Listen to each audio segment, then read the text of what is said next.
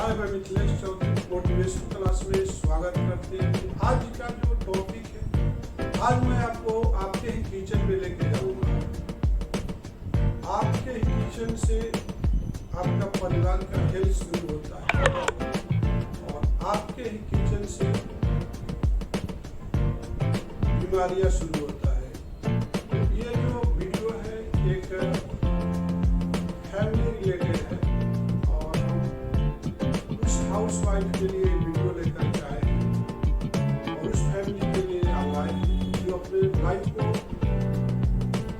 बढ़ा सकते हैं, अपनी जिंदगी को खुशहाल बना सकते हैं। थोड़ी सा भी लापरवाही आपके घर में एक लेडीज जो है थोड़ी सी लापरवाही करती हो तो सारे फैमिली का डेथ हो सकता है और इतनी सारी बीमारियां आपके घर से पैदा हो सकती है, आप समझ नहीं सकते। तो हम वो दो भूल के बारे में बताएंगे। भूल करके भी ये दो गलतियां ना करें। उस गलतियों को बताएंगे कि भूल करके भी ये दो गलतियां ना करें। कौन सी गलती?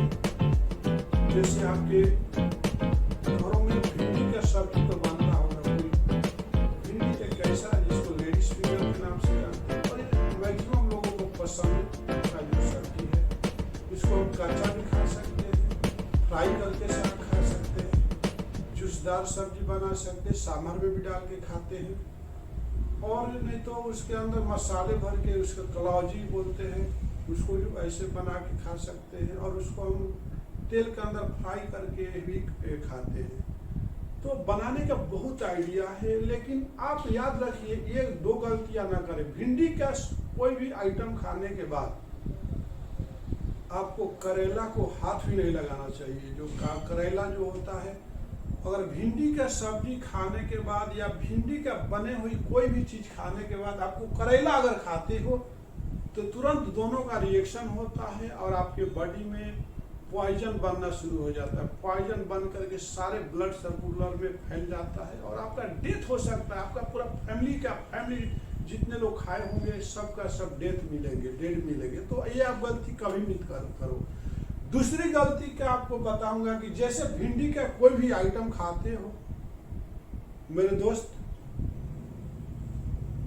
तो ये जो लागू होता है, जैसे कोलेस्ट्रॉल वाले जो जिनके पास डायबिटीज है, जिसके शुगर का पेशेंट है, वो डेली करेला का यूज करते हैं। तो मेरे फ्रेंड, आप डायबिटीज का अगर पेशेंट हो तो आप अलर्ट रहिए। कभी भी अपने लाइफ स्टाइल में भिंडी का सेवन मत करिए, क्योंकि हमें मालूम है और आपको मालूम है कि आप जो है करेला का जूस लेते होंगे, करेला का ज्यादा यूज करते होंगे। अगर आपके पास डायबिटीज है तो आप कभी भी अपने किचन में भिंडी मत लाइए। अगर आपका डायबिटीज का पेशेंट बाई चांस आप भिंडी और करेला दोनों आप ले लेते हो तो आपका डेथ जो है निश्चित है, आप बहुत सीरियस हो सकते हो। दूसरी क्या गलती है, जैसे कि भिंडी का कोई भी आइटम खाने के बाद आपको मूली नहीं खाना चाहिए। मूली आपको व्हाइट जो होता है, वो मूली जैसे ही खाते हो तो आपके बॉडी में रिएक्शन होकर के आपका चेहरे पे फोड़े फुंसी और व्हाइटनेस आना शुरू हो जाते हैं। आपके जगह पर व्हाइटनेस, जिसको चरक भी बोलते हैं और व्हाइट बीमारी के नाम से जाने जाते हैं, जो समाज आपको बहिष्कार कर देता है। देखना भी आपका खूबसूरत चेहरा पर अगर कहीं ना कहीं व्हाइटनेस आ जाता है तो आप बहुत बदसूरत लगते हो। तो लाइफ में दो चीज याद रखिए, भिंडी बहुत अच्छी चीज है, लेकिन आपको उसका कॉम्बिनेशन कभी भी करेला के साथ मत करिए।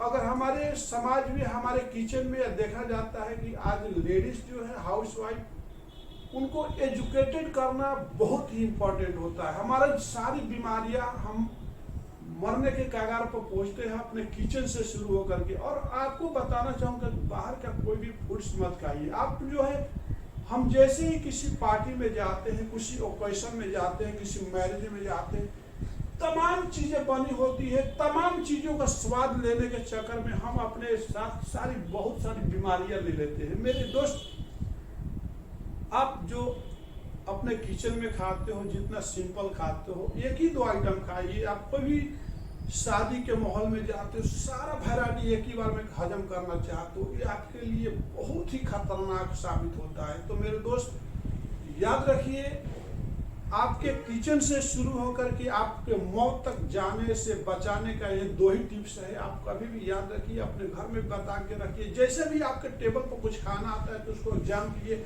आखिर इसमें कहीं करेला के सब्जी के साथ भिंडी तो नहीं है, और भिंडी के सब्जी के साथ करेला का कुछ आइटम तो नहीं है, और मूली जो सलाद के रूप में लोग देते हैं। तो ये आप ध्यान रखिए कि भिंडी का आइटम है तो अगर आप सलाद में मूली मिलता है तो इसको कभी भी मत लीजिए, इग्नोर कर डालिए। इसी के साथ मैं मिथिलेश चौधरी आपसे विदा लेता हूँ। नमस्कार, धन्यवाद।